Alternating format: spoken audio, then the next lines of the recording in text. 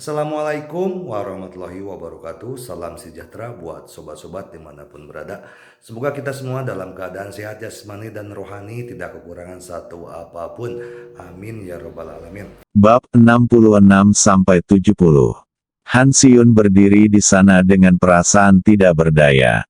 Dia juga berpikir bahwa segala sesuatunya tidak akan diselesaikan dengan mudah.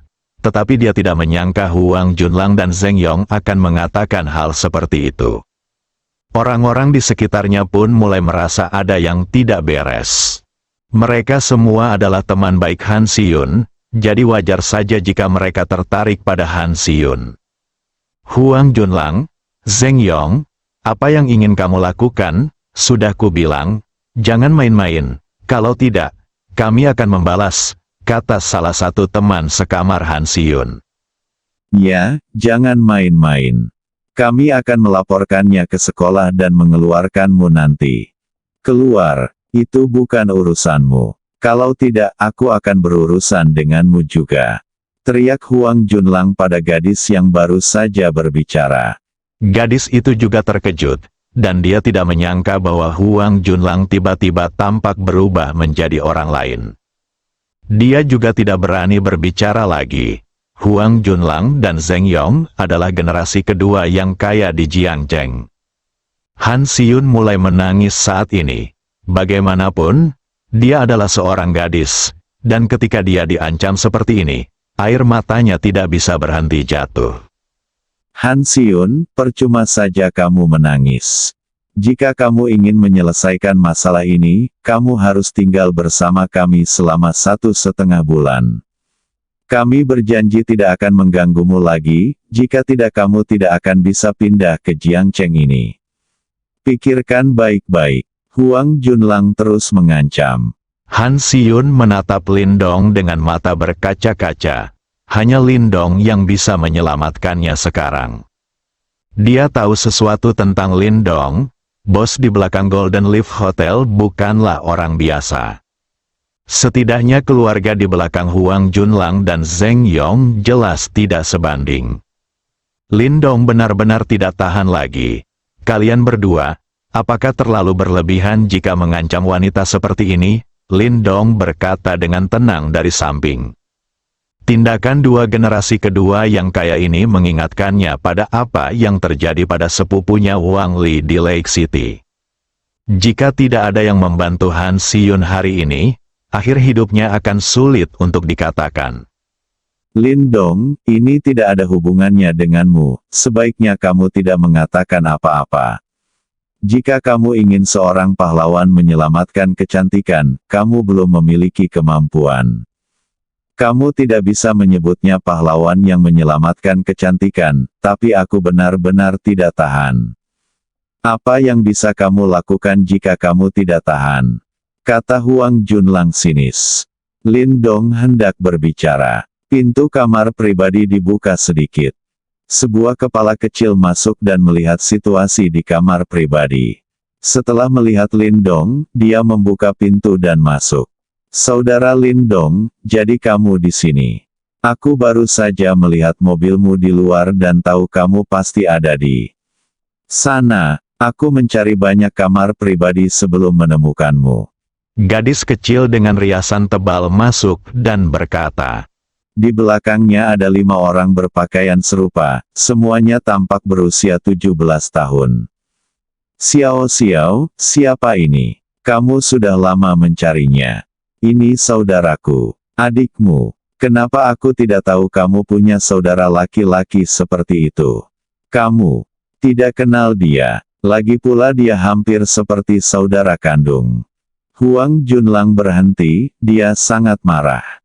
Beberapa gadis kecil datang dari suatu tempat. Dasar gadis bau, dari mana asalmu? Siapa yang mengizinkanmu masuk? Keluar dari sini, teriak Huang Junlang. Lu Xiao Xiao tampak bingung. Dia mengarahkan jari telunjuknya ke hidungnya dan bertanya, apakah kamu membicarakan tentang aku? Siapa yang kamu bicarakan? Keluar dari sini. Kalau tidak, aku akan menggantikanmu, sebuah pelajaran. Kamu tidak mengenalku? Lu Xiao Xiao bertanya dengan rasa ingin tahu. Siapa kamu? Aku ingin mengenalmu. Jika aku mengenal orang sepertimu, aku pasti sudah lama berurusan denganmu. Lihat betapa mudanya kamu, dandananmu seperti apa, kamu berpakaian seperti gangster. Bagaimana orang tuamu bisa mendidikmu? Atau apakah kamu memiliki kehidupan dan tidak ada yang mendukungmu? Kata Huang Jun dengan wajah sinis. Lu Xiaoxiao memandang Lindong dan bertanya, Saudara Lindong, apakah ini temanmu? Tidak, Lindong hanya menjawab dengan dua kata. Itu mudah untuk ditangani. Kemudian dia bertanya kepada Huang Junlang, kamu luar biasa. Siapa namamu?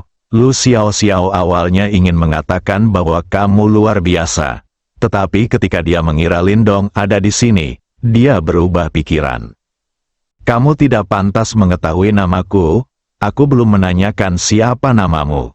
Siapa namaku? Seseorang beritahu dia. Seorang pria keluar dari belakang Lu Xiaoxiao dan menunjuk ke arah Lu Xiaoxiao dan berkata, namanya Lu Xiaoxiao, wanita kedua dari keluarga Lu di Jiangcheng. Apakah keluarga Lu di Jiangcheng tahu? Baiklah, Jiangcheng seharusnya menjadi satu-satunya keluarga Lu. Setelah mengatakan ini, orang itu menjawab. Ketika dia sampai ke posisi semula, dia dan beberapa orang lainnya memandang Huang Junlang dengan ekspresi main-main. Beraninya kamu memarahi nona muda kedua dari keluarga Lu. Ada sesuatu yang bagus untuk ditonton sekarang, Lu Xiaoxiao. Wanita muda kedua dari keluarga Lu di Jiangcheng, kepala Zheng Yong berdengung. Dia yang pertama bereaksi. Dia berdiri bersama Huang Junlang, jadi dia segera mundur beberapa langkah dan berdiri di tengah kerumunan. Huang Junlang ingin mati, tapi dia tidak melakukannya. Eksistensi seperti apa keluarga Lu di Jiangcheng? Itu adalah keluarga terkaya di Jiangcheng. Latar belakang keluarganya tidak ada apa-apanya dibandingkan dengan keluarga Lu. Saya mendengar bahwa keluarga Lu di Jiangcheng memiliki wanita muda kedua yang merupakan Raja Iblis. Sekarang dia masih merasa sedikit ketakutan. Dia hampir berbicara untuk mendukung Huang Junlang sekarang. Huang Junlang awalnya sedikit bingung. Ekspresi ngeri, teror, dan ketakutan perlahan muncul di wajahnya yang tenang. Wanita muda kedua dari keluarga Lu di Jiangcheng. Bukankah itu Raja Iblis Jiangcheng yang legendaris? Apa yang baru saja dia katakan? Sebenarnya ingin memberinya pelajaran untuk orang tuanya. Dia juga mengatakan bahwa dia memiliki kehidupan tetapi tidak ada yang mendukungnya. Huang Junlang tiba-tiba merasakan tekanan darahnya sedikit tinggi dan dia merasa pusing. Mengapa kamu diam? Apakah kamu tidak akan memberiku pelajaran untuk orang tuaku? Kamu juga mengatakan bahwa aku memiliki kehidupan dan tidak ada yang mendukungku. Huang Junlang sangat ketakutan sehingga dia berlutut di tanah, bersujud dan berkata dengan gemetar, Lu Nona kedua, maaf. Aku punya mata yang buta, dan aku mengambil risiko menyinggung Anda Tuan, jangan pedulikan saya, biarkan saya pergi kali ini. Bukankah tadi luar biasa? Mengapa Anda tidak bisa berbicara dengan jelas sekarang? Hadir tanpa sadar. Orang-orang sedikit bingung. Huang Junlang begitu agung sekarang, mengapa dia berlutut ketakutan dalam sekejap mata? Siapa gadis kecil di depanku ini? Bisakah Huang Junlang begitu ketakutan hanya dengan satu nama? Poin kuncinya adalah gadis kecil ini baru saja memanggil saudara laki-laki Lindong. Orang-orang yang hadir sedikit terkejut saat melihat Lu Xiaoxiao, seorang gadis kecil dengan pakaian aneh. Hanya sebuah nama saja yang bisa membuat Huang Junlang takut menjadi orang seperti itu. Saudara Lindong, siapa namanya? Lu Xiaoxiao bertanya pada Lindong. Namanya Huang Junlang, dan keluarganya sepertinya berasal dari Jiangcheng. Dia seharusnya cukup berkuasa, dan dia adalah generasi kedua yang benar-benar kaya. Lindong menjawab sambil tersenyum. Jika dia menyinggung Lu Xiaoxiao, dia tidak perlu mengambil tindakan. Huang Junlang pasti akan tamat. Generasi kedua yang kaya. Lu Xiaoxiao bertanya dengan ragu. Kemudian dia menoleh untuk melihat saudari-saudari di belakangnya dan bertanya, apakah kamu tahu ada seseorang bernama Huang di dalam lingkaran? Saya tidak tahu. Petik 2. Aku belum pernah mendengarnya. Beberapa gadis kecil menggelengkan kepala secara bersamaan dan berkata. Lu Xiaoxiao memandang Huang Junlang dan berkata, kamu bahkan belum memasuki lingkaran Jiangcheng. Bagaimana kamu bisa dianggap sebagai generasi kedua yang kaya? Huang Junlang berlutut di tanah dan dengan cepat menjawab, ya. Nona Luer adalah benar. Saya bukan generasi kedua yang kaya. Tuan, saya hanya orang biasa, mohon maafkan saya. Sejak aku masih kecil, dan kamu masih ingin melakukannya untukku. Orang tuaku menceramahiku. Mereka bilang aku punya kehidupan dan tidak ada yang mau menghidupiku. Kakekku, orang tuaku, dan kakakku tidak mengatakan itu untuk saya. Ini salahku, mulutku jelek. Aku turut prihatin, kata Huang Junlang dan mulai menamparkan mulutnya sendiri. Dia benar-benar ketakutan saat ini. Jika keluarga Lu mengincarnya di Jiangcheng, hari-hari baiknya akan berakhir. Keluarganya akan bangkrut dalam hitungan menit, dan semua yang ia banggakan akan hilang dalam hitungan menit. Han Xiyun berhenti menangis dan melihat pemandangan ini dengan heran, lalu menatap Lu Xiaoxiao dan Lin Dong. Dia tahu bahwa krisis hari ini telah berakhir. Huang Junlang telah menyinggung perasaan besar. Dia telah menyeberangi sungai seperti Buddha tanah liat dan tidak dapat menyelamatkan dirinya sendiri melarikan diri. Zheng Yong diam-diam menyeka keringat dingin di dahinya beberapa kali. Sungguh mendebarkan hingga dia hampir terjatuh bersama Huang Junlang. Meskipun Huang Junlang berlutut di tanah dan menamparkan mulutnya sendiri, tindakannya tidak meredakan kemarahan Lu Xiaoxiao. Saudari, kemarilah dan pukul dia. Lu Xiaoxiao bergegas maju bersama beberapa adik perempuannya, meninju dan menendang Huang Junlang. Huang Junlang hanya bisa dipukul secara pasif, bahkan tidak berani bersembunyi apalagi melawan. Namun, Lu Xiaoxiao dan yang lainnya adalah perempuan, dan mereka berdua relatif muda dan lemah, jadi pukulan mereka terhadap Huang Junlang tidak menimbulkan kerugian yang berarti. Namun, Huang Junlang berteriak betapa menyedihkannya dia. Dia ingin para wanita muda ini melihat betapa menyedihkannya dia setelah pemukulan dan melepaskannya. Tangan Lu Xiaoxiao sakit setelah dipukul beberapa kali, tapi dia masih merasa tidak nyaman dan melihat sekeliling.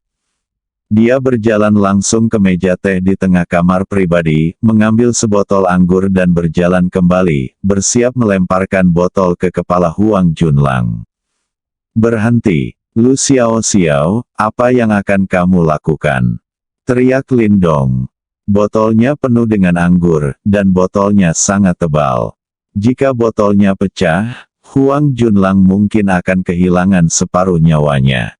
Lu Xiaoxiao berani melakukan ini di usia yang begitu muda, akankah dia melakukannya lagi di masa depan? Pukul saja beberapa kali untuk meredakan amarah Anda dan selesai.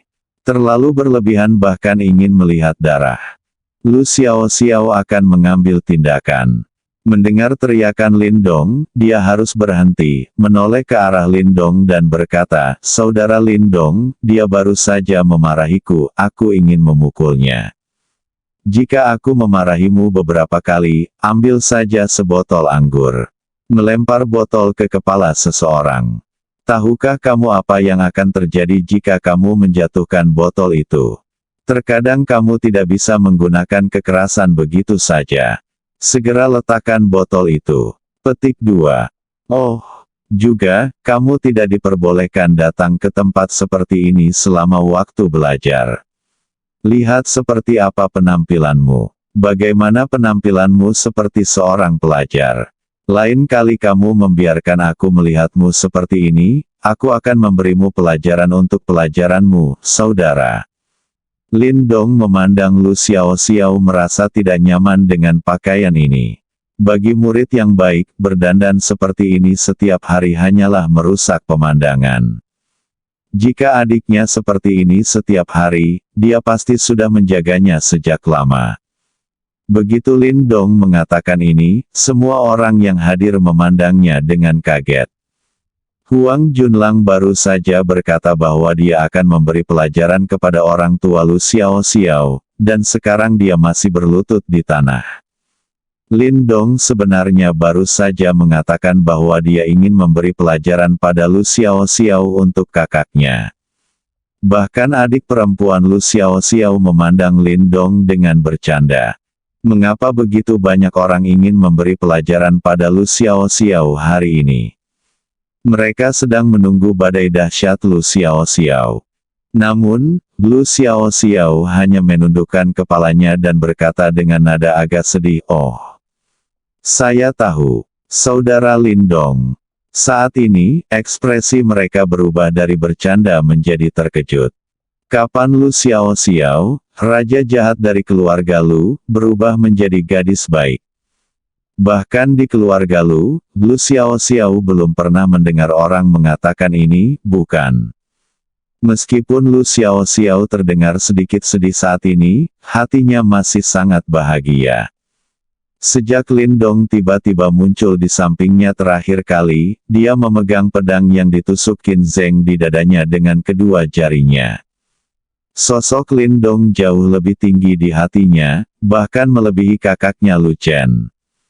Sosok yang tiba-tiba muncul dalam keputusasaan seperti ini seringkali paling mudah diingat. Dan sebagai anggota SCC, dia secara alami mengetahui beratnya raja pengkhianat. Bahkan saudaranya bukanlah tandingannya.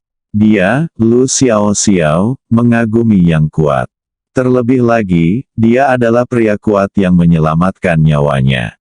Dia sebenarnya sangat senang ketika Lin Dong mengatakan ini padanya, karena itu membuktikan bahwa Lin Dong masih peduli padanya. Kemudian Lu Xiaoxiao bertanya lagi, "Baiklah. Saudara Lin Dong, bolehkah saya datang ke sini selama liburan?" "Kamu boleh datang saat liburan. Tapi kamu harus melepas afro, anting-anting besar, dan riasan tebal di wajahmu. Seorang siswa harus berpenampilan seperti pelajar. Waktu, kakekku bilang dia ingin bertemu denganmu dan terima kasih." Lin Dong berpikir sejenak dan berkata, "Aku tidak akan bisa melakukan itu minggu ini. Aku akan menghubungi kakakmu ketika aku punya waktu. Ya, tapi saya harus menunggu sampai minggu depan." "Baiklah, saudara Lin Dong, ayo pergi dulu." Lu Xiaoxiao menyapa beberapa saudari dan bersiap untuk pergi. Namun sebelum pergi, dia berkata kepada Huang Junlang, "Huang Junlang, benar. Saya ingat Anda, dan saya harap Anda dapat terus menjadi generasi kedua yang kaya besok." Huang Junlang sangat ketakutan hingga dia terjatuh ke tanah.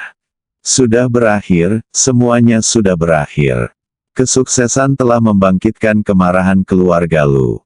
Bagaimana keluarganya masih bisa berkumpul di Jiangcheng?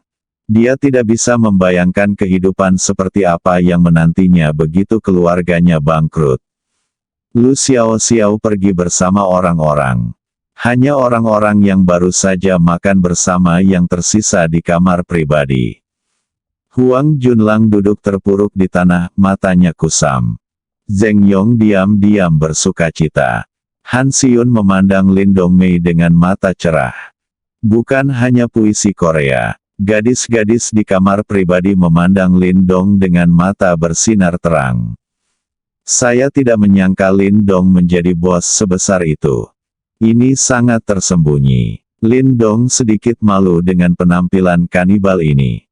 "Baiklah, teman sekelas Han, ada yang harus kulakukan dan aku akan pergi dulu.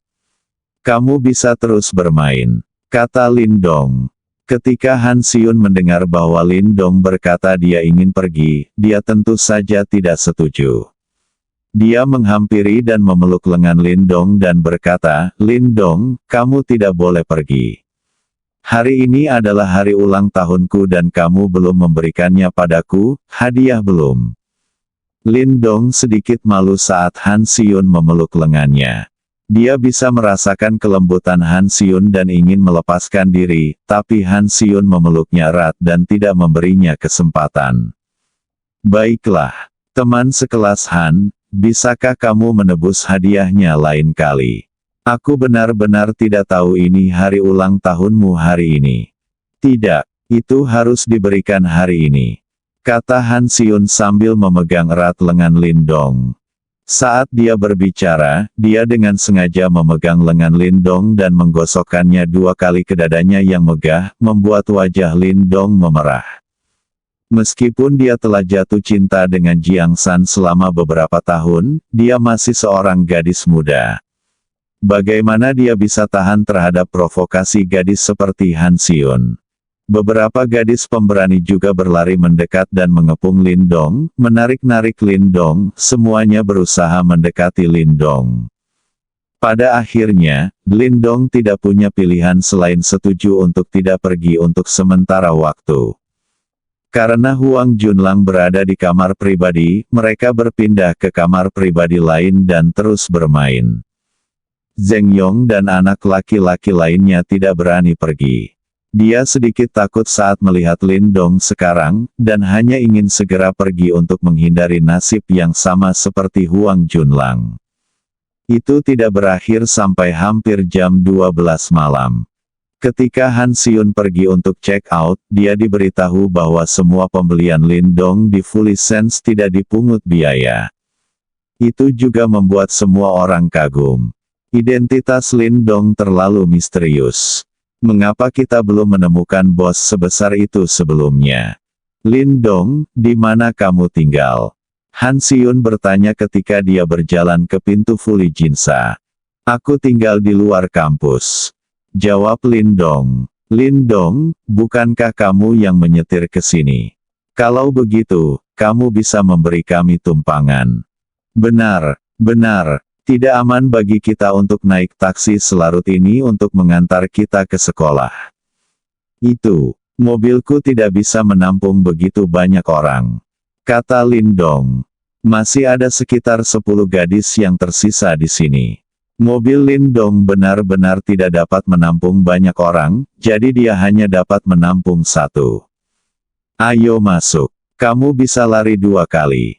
Kalau tidak, bagaimana kita bisa pulang selarut ini?"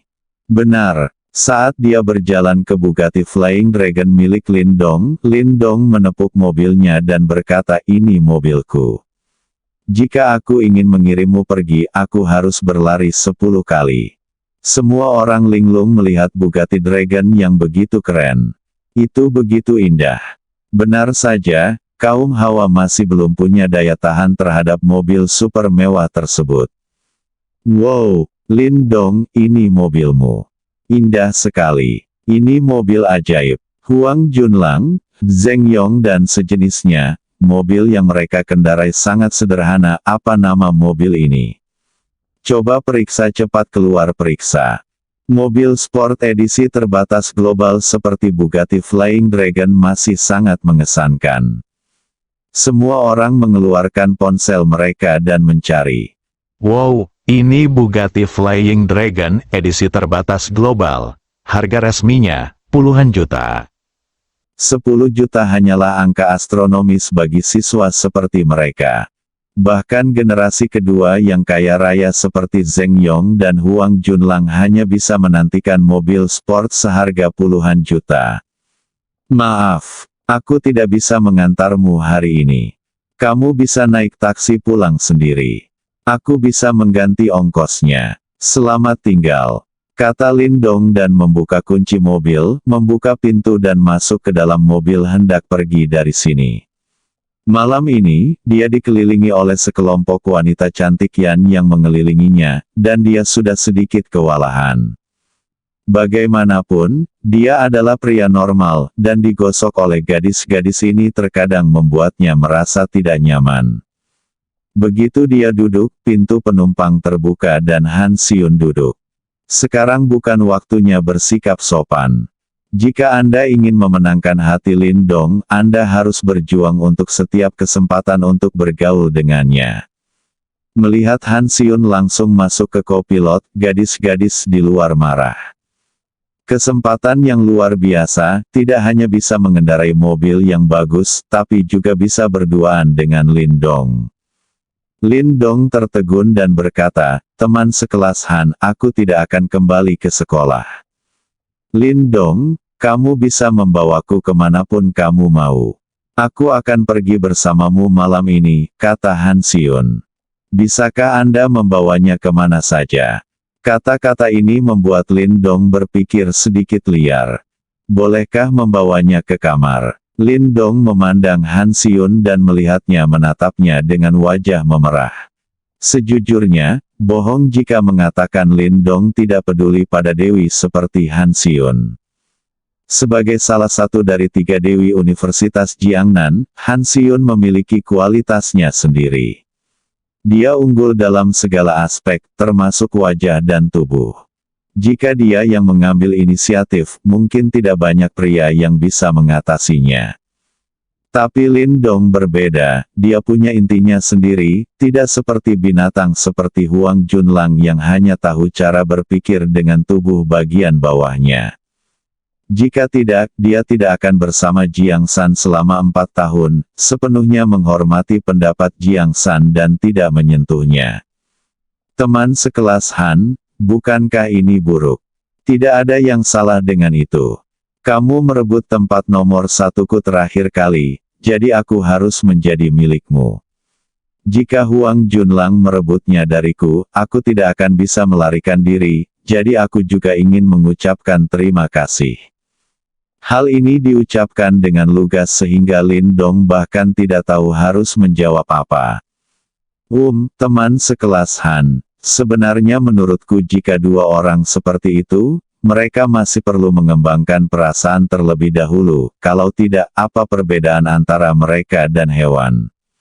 Bukankah begitu? Bukankah manusia hanyalah binatang? Kalian semua dia adalah binatang yang berpikir di tubuh bagian bawah. Petik 2. Teman sekelas Han, aku tidak setuju dengan apa yang kamu katakan, aku berbeda dari orang-orang itu. Kata Lin Dong tegas. Han Sion memandang Lin Dong sambil setengah tersenyum dan berkata, apakah ini berbeda? Atau benarkah, tidak mungkin? Petik 2. Sungguh tak tertahankan. Teman sekelas Han Sion, kamu menghina karakterku. Tarik kembali apa yang baru saja kamu katakan dan aku akan berpura-pura tidak terjadi apa-apa. Jika tidak, kamu pasti akan menyesal malam ini. Nada suara Lin Dong berubah. Teman sekelas Lin Dong, aku hanya ingin melihat apakah kamu benar-benar tidak, atau apakah kamu dianiaya. Aku mencoba membersihkan namamu dengan hidupku sendiri. Han Sion masih bersikeras. Tujuannya malam ini adalah untuk merangsang Lin Dong, jadi tentu saja dia tidak akan mundur. Ini yang kamu katakan. Jangan menyesalinya. Setelah Lin Dong selesai berbicara, dia menyalakan api dan menghilang di depan semua orang dengan tendangan pedal gas. Efek isolasi suara dari mobil sport bernilai jutaan dolar ini juga sangat bagus. Tidak ada seorang pun di luar yang mendengar sepatah kata pun dari percakapan mereka sekarang. Lin Dong mengendarai Bugatti Flying Dragon dan membawa Han Sion ke Jiangnan International Mansion. Lin Dong memarkir mobil di gerbang, menoleh ke arah Han Sion, dan berkata, teman sekelas Han, masih terlambat bagimu untuk menyesalinya. Aku akan mengirimmu kembali ke sekolah. Itu. Han Sion mengertakkan gigi, berkata, dia benar-benar tidak menyesal. Tapi saya merasa gugup. Lagi pula, bagi seorang gadis, ini adalah prioritas utama dalam hidup. Dia telah menjadi gadis yang bersih dan mencintai diri sendiri sejak dia masih kecil. Meskipun dia menggunakan kecerdasan dan kebijaksanaannya untuk menggunakan beberapa cara untuk mengubah kondisi kehidupan keluarganya, dia tetap sangat mencintai tubuhnya. Dia juga sering bermimpi menjadi seorang gadis, berharap menemukan pangeran tampan dan menyerahkan dirinya sepenuhnya kepadanya. Sekarang Lindong adalah pangeran menawannya.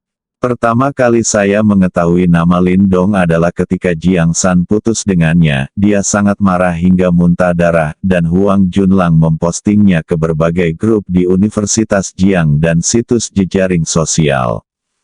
Kemudian, untuk membuat Huang Junlang merasa jijik, dia menempati posisi pertama dalam daftarnya, dan mereka bertemu bersama di Golden Leaf Hotel.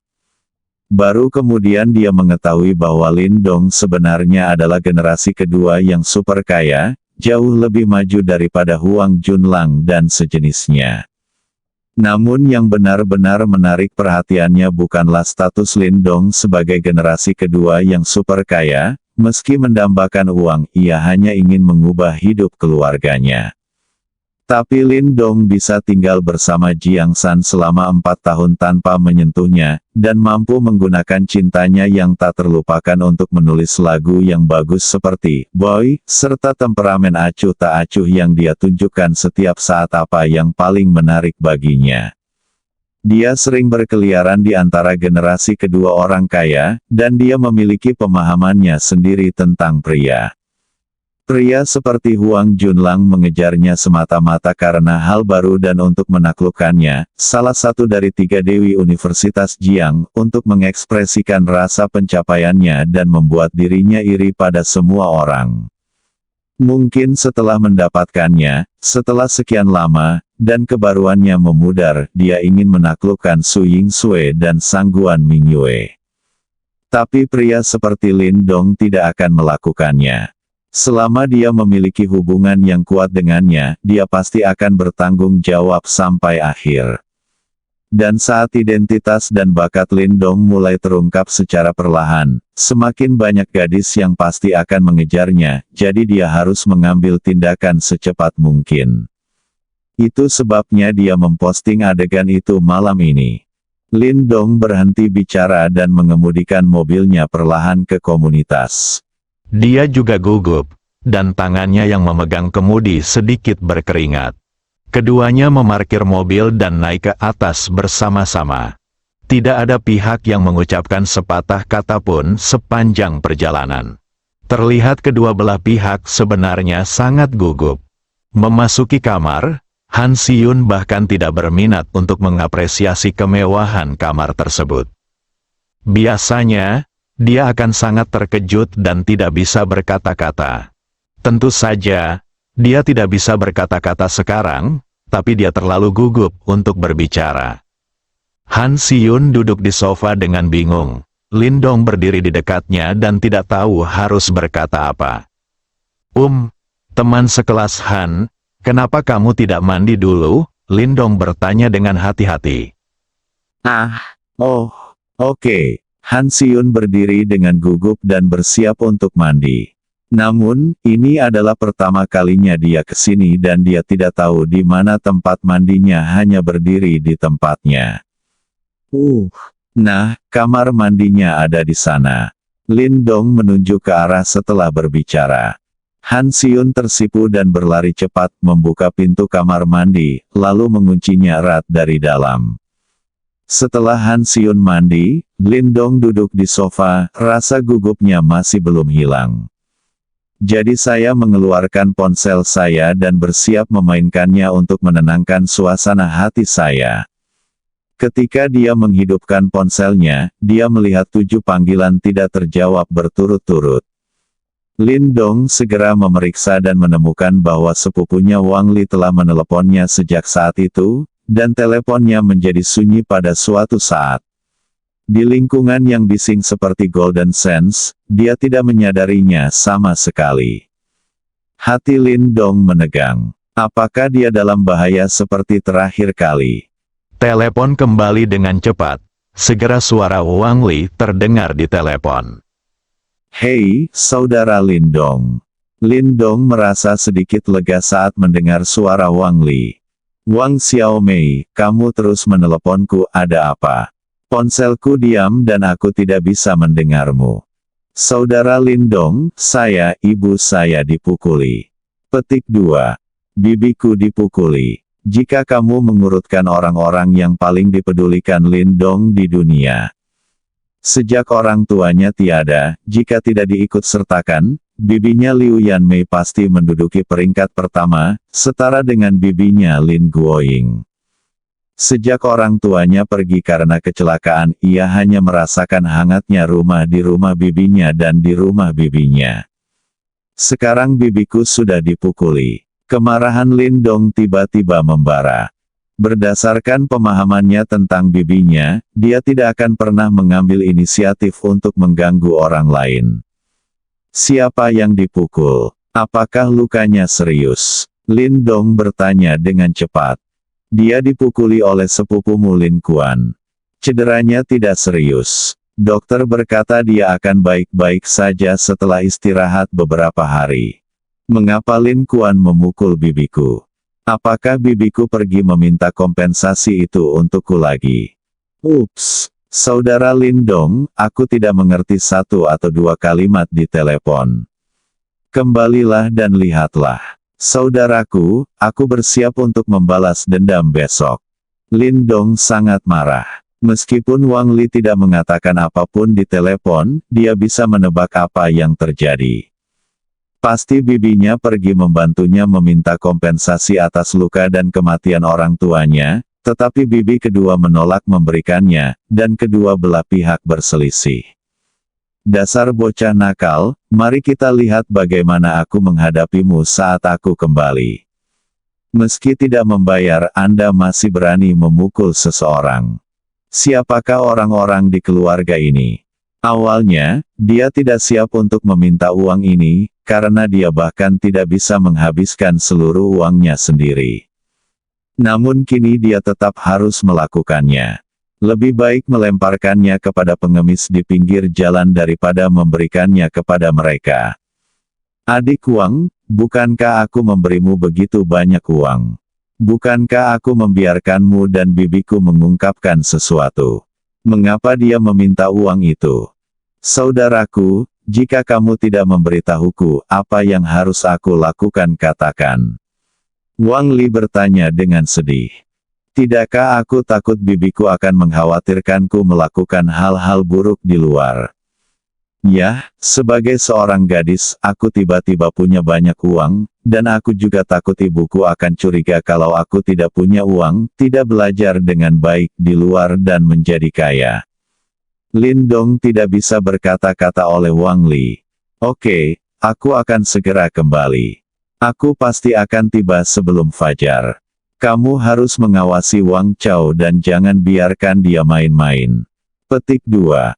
Sepupuku Wang Chao adalah pria yang nakal. Dia pergi mencari Lin Kuan, dia benar-benar tidak tahu apa yang akan mereka berdua lakukan. Baiklah, cepatlah. Lindong menutup telepon Wang Li dan langsung menelepon Wei Yong dan yang lainnya dan meminta mereka mengemudi untuk menjemputnya. Bugatti Flying Dragon tidak mudah digunakan di kota kecil mereka. Sasisnya terlalu rendah, jadi kami harus mengendarai mobil besar kembali. Setelah menelepon, melihat Han Xiun masih mandi di kamar mandi, Lindong turun tanpa memberitahunya.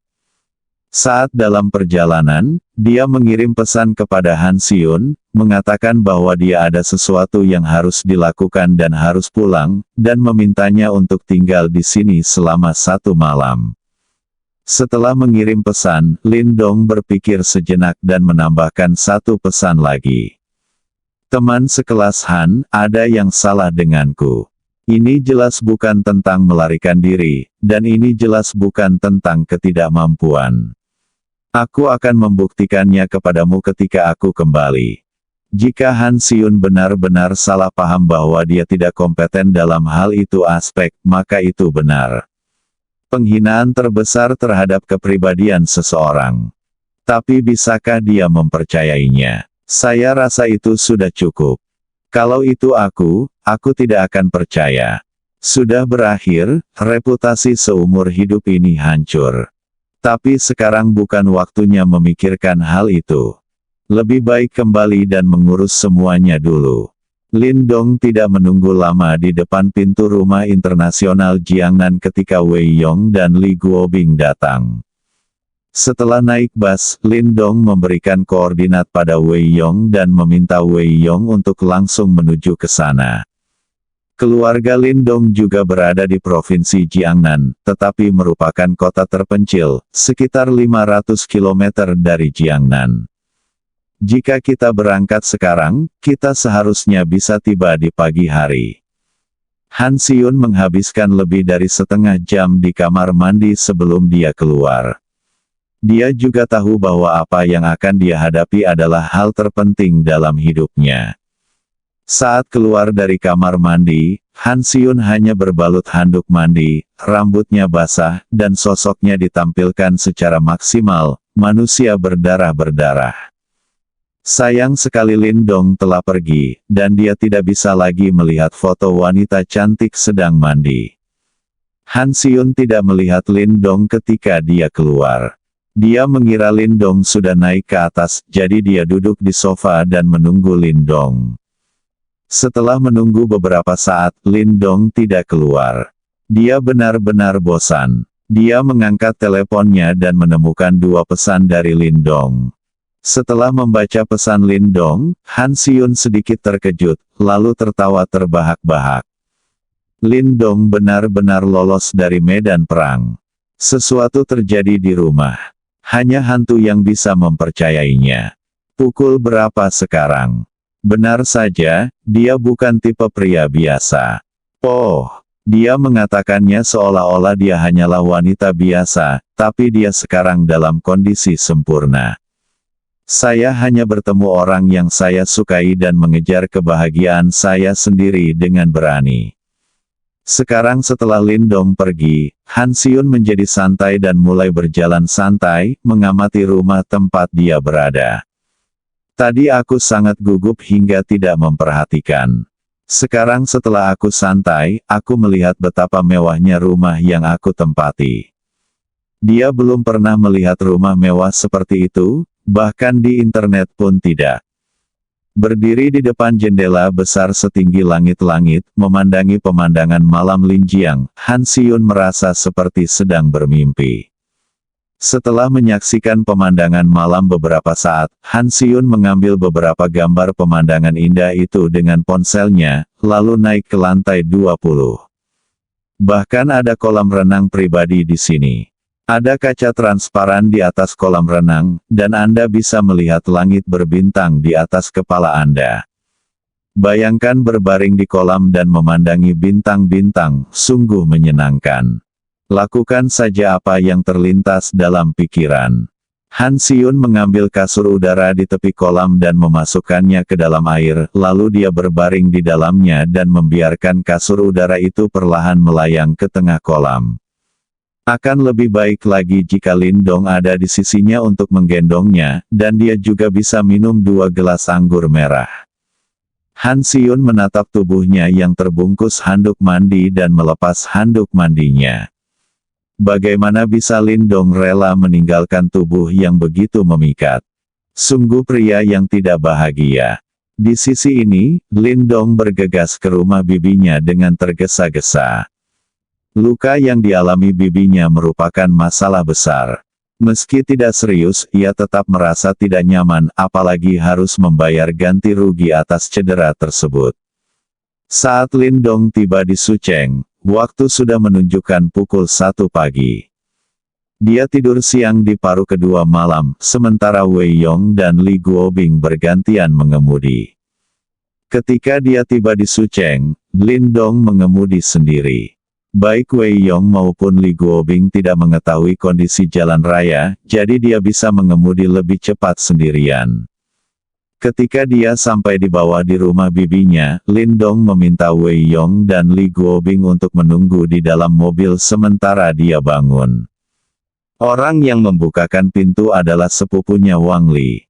Lindong menelepon Wang Li ketika dia tiba di Sucheng. "Saudaraku, cepat masuk. Bagaimana kabarmu? Di mana bibiku?" Di mana Wang Chao bertanya. Mereka semua ada di rumah. Ayahku sedang mengawasi Xiao Chao di rumah. Aku khawatir dia akan mencari Lin Kuan itu. Lin Dong masuk dan melihat pamannya Wang Yongfu duduk di sofa sambil menonton TV. Tanda seru petik 2. Teriak Lin Dong. Xiao Dong ada di sini. Pergi dan temui bibimu. Kamu sudah dewasa, dan kamu masih membuat masalah dengan orang lain. Sekarang itu akan membuatmu tidak bisa bangun dari tempat tidur.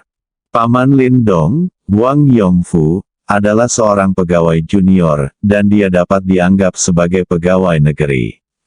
Dia relatif dapat diandalkan dalam pekerjaannya dan sangat tenang ketika menghadapi masalah. Meskipun dia tidak terlalu baik pada Lin Dong, setidaknya dia tidak memperlakukannya dengan dingin selama 2 tahun dia tinggal di sini. Tidak bisa bangun dari tempat tidur. Bukankah sepupu Wang Li mengatakan bahwa istirahat beberapa hari saja sudah cukup? Agak serius untuk tidak bangun dari tempat tidur sekarang. Lin Dong bergegas ke kamar bibinya dan melihatnya terbaring di tempat tidur sedang tidur. Tanpa mengganggu tidur bibinya, Lin Dong dengan lembut menutup pintu dan keluar.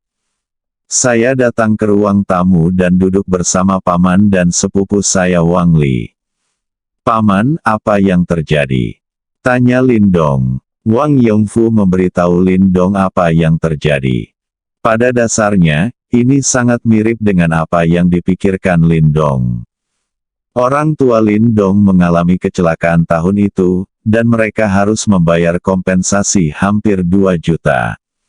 Lin Dong belum genap 10 tahun saat itu, jadi uang itu pasti diberikan kepada wali baru Lin Dong.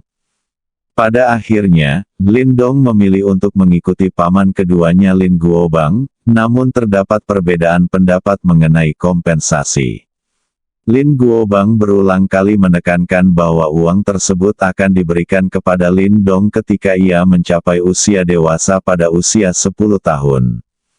Namun bibi dan bibi Lin Dong tidak begitu percaya, sehingga akhirnya mereka menulis perjanjian, dan perjanjian ini dijaga oleh bibinya. Belakangan, setelah Lin Guobang mendapatkan uang, kehidupan Lin Dong menjadi sulit. Baru setelah Lin Dong masuk sekolah menengah dan pindah ke rumah bibinya, hidupnya menjadi lebih mudah. Sekarang Lin Dong berusia 21 tahun dan akan lulus perguruan tinggi, Lin Guobang tidak berniat mengambil uang itu. Kemarin, bibi Lin Dong, Liu Yanmei, menemui paman kedua Lin Dong, Lin Guobang, dengan membawa perjanjian, berharap mendapatkan uang kembali untuk Lin Dong, jika tidak, dia akan menuntutnya. Akibatnya, mereka bertengkar dengan bibi kedua Lin Dong, Zhang Guifang. Ketika Lin Kuan kembali dan melihatnya, dia membantu Zhang Guifang dan mendorong Liu Yanmei 2 kali, mendorong Liu Yanmei ke tanah dan melukai pinggangnya. Liu Yanmei memiliki pinggang yang buruk, tetapi dia didorong ke bawah oleh Lin Kuan dan memutar pinggangnya. Hasilnya seperti ini. Dia mungkin harus istirahat selama setengah bulan. Di mana Wang Chao? Lin Dong bertanya lagi. Dia bangun di pagi hari dan berteriak bahwa dia ingin pergi ke Lin Kuan untuk membalaskan dendam ibunya. Saya menghentikannya dan menolak melepaskannya. Sekarang dia dikurung di kamar dan marah. Paman, aku akan menangani masalah ini dengan baik. Jangan khawatir, aku pasti akan memberikan penjelasan kepada bibiku. Xiao Dong, kita harus masuk akal dalam segala hal. Jika tidak berhasil, mari gunakan senjata legal untuk melindungi diri kita sendiri. Jangan impulsif. Petik 2. Aku tahu, Paman. Aku akan menemui Xiao Chao. Petik 2. Lin Dong berjalan ke kamar Wang Chao. Ini juga kamar tidurnya sebelumnya. Karena rumah bibinya memiliki 3 kamar tidur dan 1 ruang tamu, dia telah tinggal sekamar dengan Wang Chao selama 2 tahun, dan hubungan mereka masih sangat baik. Bersambung.